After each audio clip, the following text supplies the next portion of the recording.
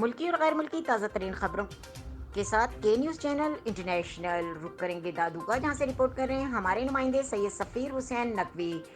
Khairpur Nathan شاہ میں 12 ربیع الاول کی مناسبت سے اسسٹنٹ کمشنر سونا خان چانڈے اور مختار کار سعید احمد گونہار کے زیر اہتمام مختلف مذہبی جماعتوں کے رہنماؤں کے ساتھ اجلاس منعقد کیا گیا۔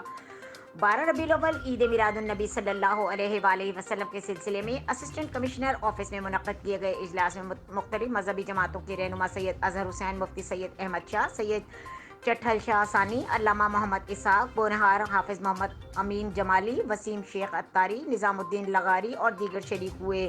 اس موقع پر مذہبی رہنماؤں کی جانب سے شہر میں صفائی اور 12 ربیع الاول کے دن پر نکالی جانے والی جلوسوں کو سیکیورٹی فراہم کرنے کا مطالبہ۔